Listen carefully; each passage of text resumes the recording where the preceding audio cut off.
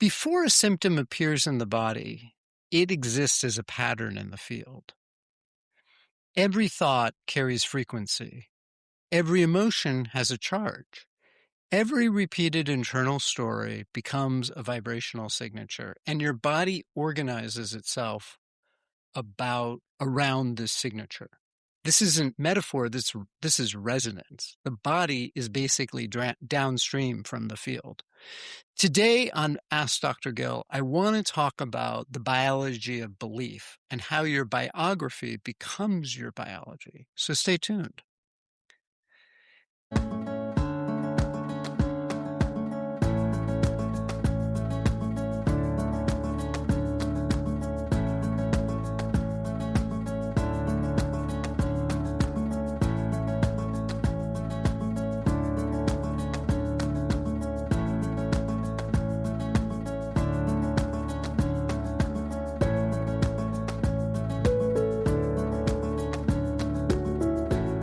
Hello and welcome to Ask Dr. Gill. I am your host, Dr. Gill Winkleman, and we have been exploring on this podcast vibrational and energy medicine. And I want to give another talk about how our bodies are really a culmination of something that is happening before. And we think of ourselves as sort of evolving, and we are, but we're kind of from a physical standpoint, we're at the end stage of that evolution. The human organism is an electrical field, and it's important to recognize that the field around us emits an electromagnetic frequency. Our heart has a measurable electromagnetic frequency that is gigantic, and it's actually much bigger than the brain. In fact, what's interesting is there are more nerves going from the heart to the brain than there are from the brain to the heart. In other words, the heart is telling the brain what to do. That's the new theory in terms of how our bodies work, how our heart, body, brain works. So the brain runs on these oscillatory patterns, and cells will then communicate with currents, signals and currents. And we've talked a little bit how the mitochondria do that.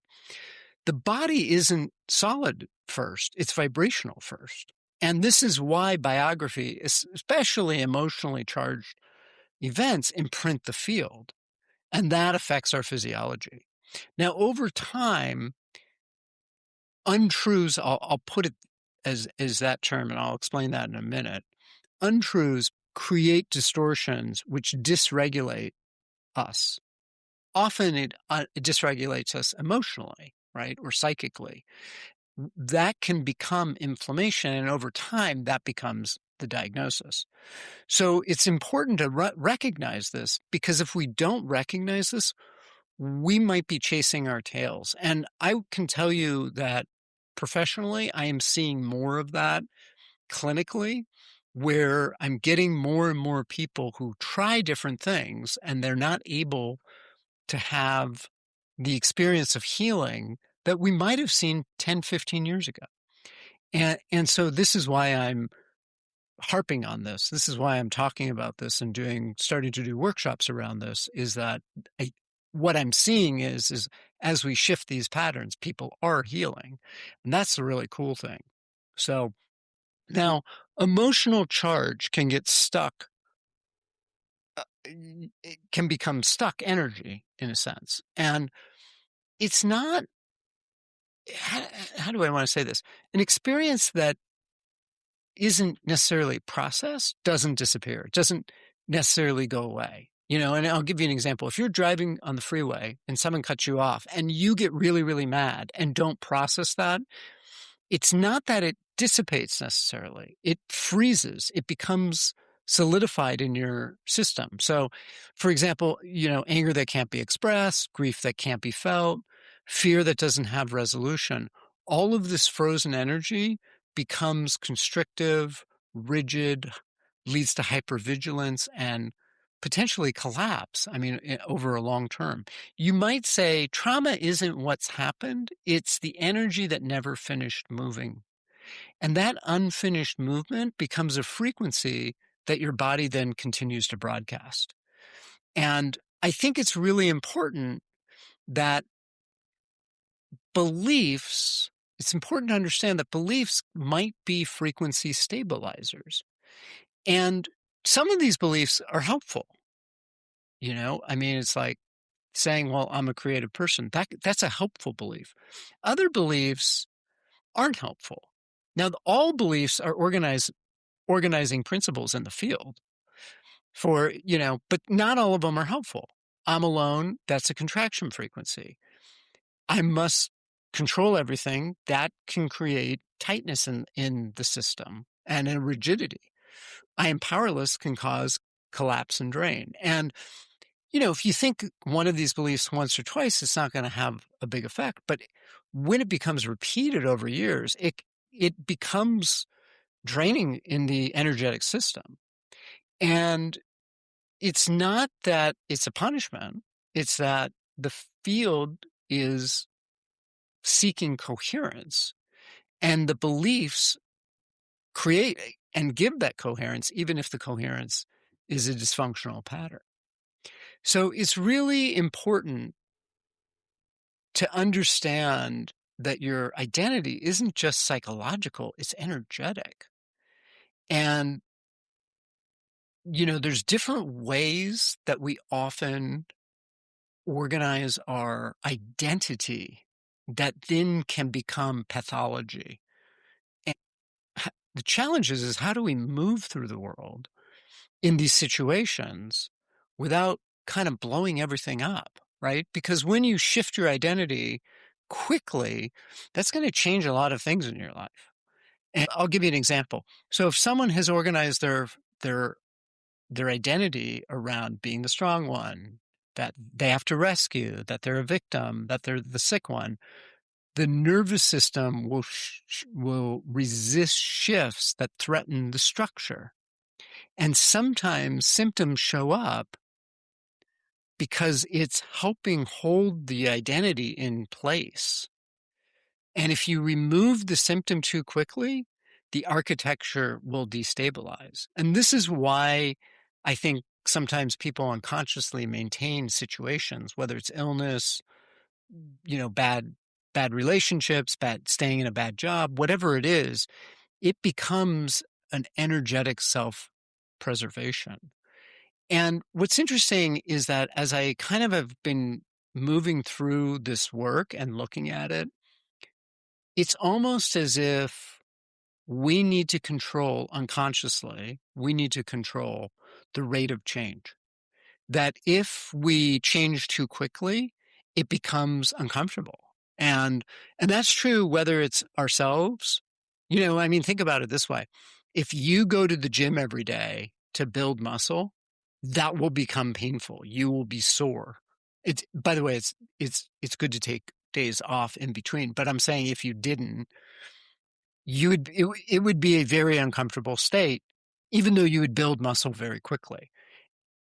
It's kind of like that, right? It's just that it might be that getting a new job would be really good, and or a new relationship or moving or whatever it is that you're doing will be really, really good for you. It's just that it's letting go of the idea and moving into that becomes challenging for people. So the last thing I want to say in terms of this before we take a break is that the field will precede the chemistry. So this is what's really interesting. You can measure, cortisol, you can measure cytokines, you can measure methylation indirectly, but it's still, all of this is following something else, right? And I may do a podcast on this by itself, which is around piral disorder. And I bring that in because piral disorder is often inherited it runs in lineages where there's been trauma. So, for example, Holocaust survivors, we tend to see more pyrrole disorder. Now, it's not everybody. Just because you're in that group doesn't mean that you have pyrrole disorder. But there seems to be an energetic signature related to the trauma in the collective that moves through to some individuals. And we don't know why that happens, by the way.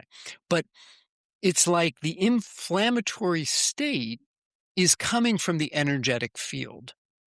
So think about it in terms of like the energetic state creates the nervous system patterns. It creates the emotional signaling patterns, the hormonal patterns. All of this comes from that energetic state. And by the way, this is where lens therapy is really, really helpful, because I think it softens the oscillations and changes the frequencies in the body. And it's really interesting. I in some ways think of lens neurofeedback more as an energy medicine than a more of a directive medicine, because it's subtle and it's allowing the brain to make adjustments on its own. And I think it's a way that the rigid patterns in terms of the brain patterns that are our self-identity begin to shift, right?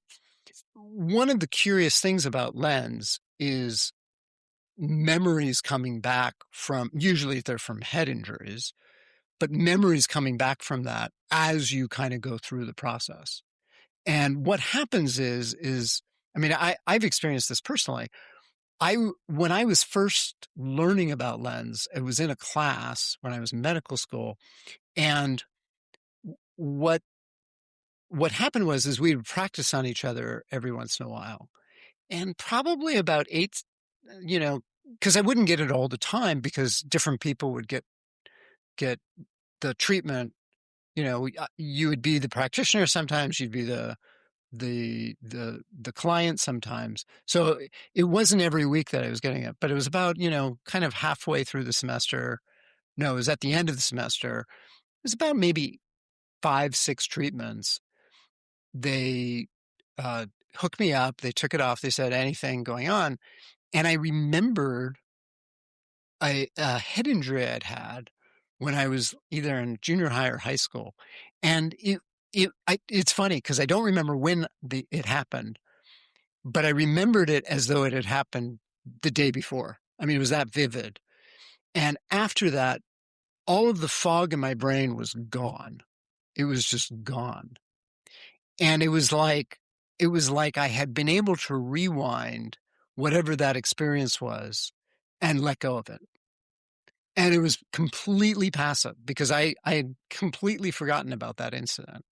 So it was kind of an interesting experience in terms of that. But oftentimes people, when they have a recollection of something and they feel it, they feel the emotional experience, they'd let it go, right? And then they're like, oh, I don't need to hold on to that anymore.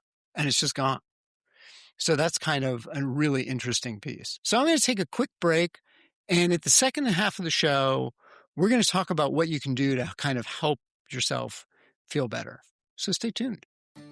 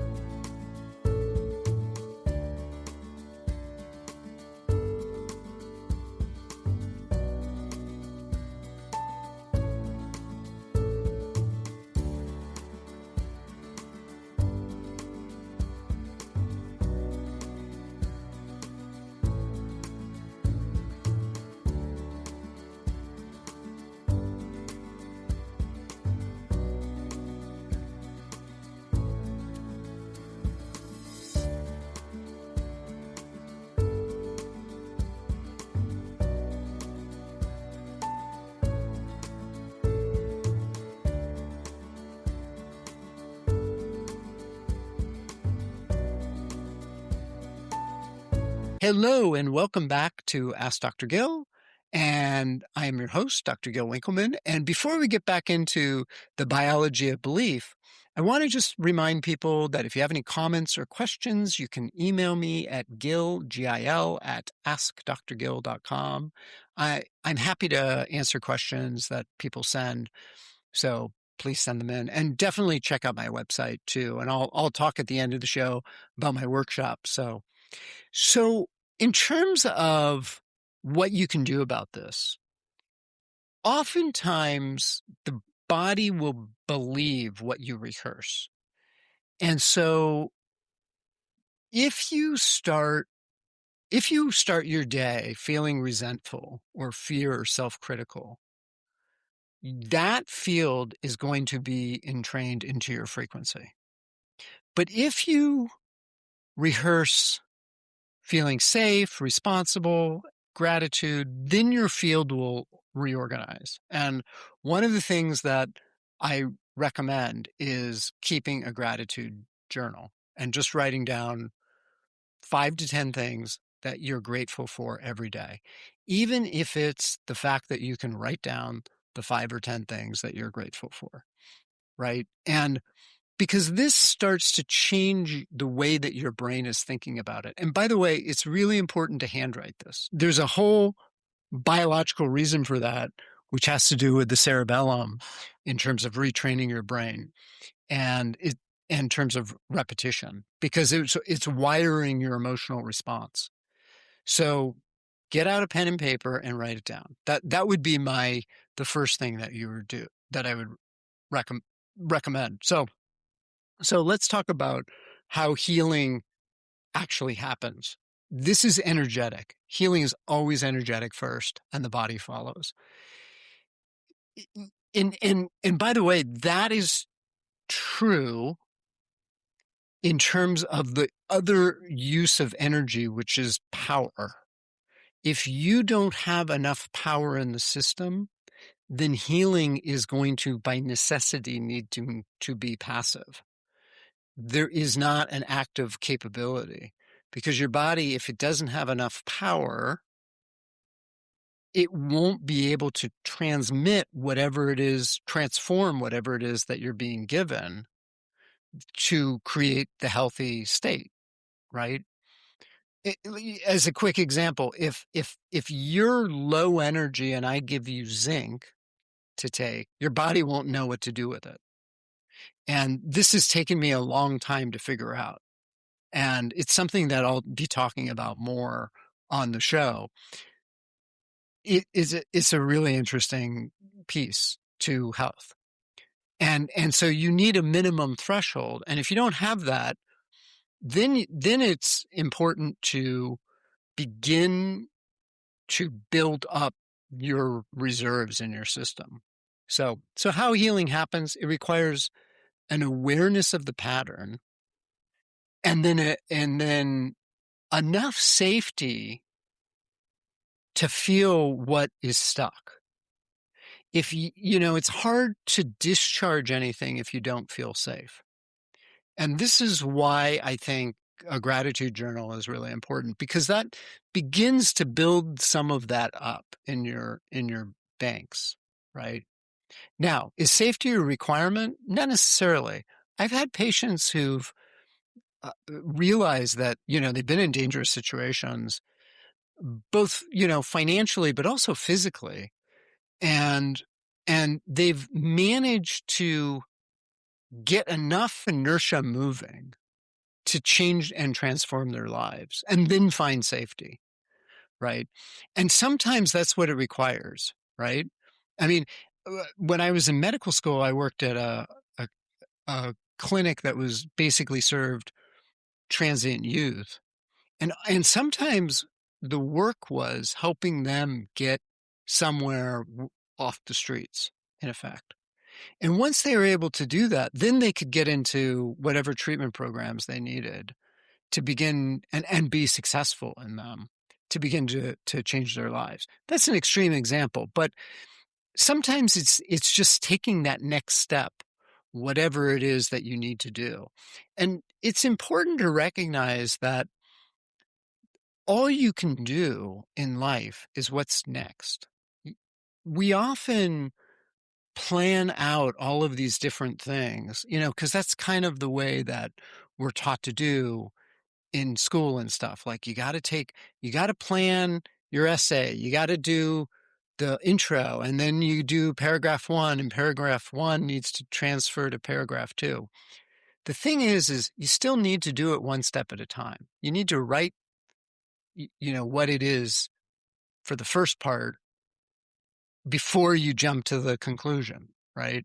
Before you jump to the end. I mean, we can get into a debate about this because some of the teachers I had said, write the conclusion first. But the point is that knowing what the next steps are, that actually can help build safety for you, right? Because you don't have to think that far ahead. And so once you begin to get into that state, that's when you can start discharging the old experience, right? And of course, the support, nutritional, neurological, relational, that's really important too. But for things to heal, the energy must move and the charge must discharge and the frequency must stabilize. You want to get to a point where you've unplugged your experience from whatever it is that's draining your energy, in a sense. It's not positive thinking, it's energetic completion. And it's important to recognize that because we will empower things outside of ourselves, whether it's people, ideas, the government, whatever it is that's oppressing us. We empower those and give them power oftentimes to the point where our energy is going out to them instead of feeding into ourselves. And you want to get to a place where there's as much energy, you have as much attachment to this lens cap as you do to that experience, right? And if I said, hey, would anyone give me $1 million for this lens cap? You would laugh at me. You would just laugh. And that's the experience you want to have with anything that you have an emotional attachment to, right? So that whatever the fear is or whatever the charge is around something, there is no charge. You look at it like it's a lens cap. Understanding that your biography isn't just a memory, or if you're holding on to stuff, it becomes the frequency that you're broadcasting, and your body is listening to this. And so the question is not what just happened to you. The question is what is it that you're still rehearsing? And what I'm going to invite you to do is to notice whatever emotional state you might return to and notice how that keeps you organized.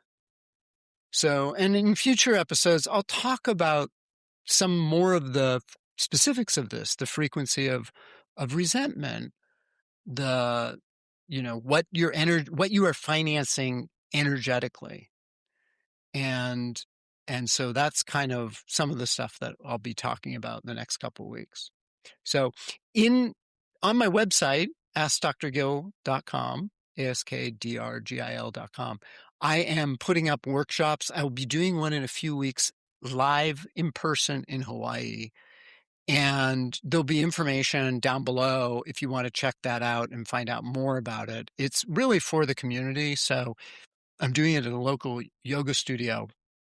But I will be doing more of these workshops, talking about some of the stuff that I've been talking about on this program and helping people unwind their concept of themselves and disease and getting an experience of letting go of things. Because I really think that that's where the healing needs to begin for a lot of people, or end maybe, depending on where people are. So on their journey. So I hope you've enjoyed this. I look forward to talking to you next time, and you take care.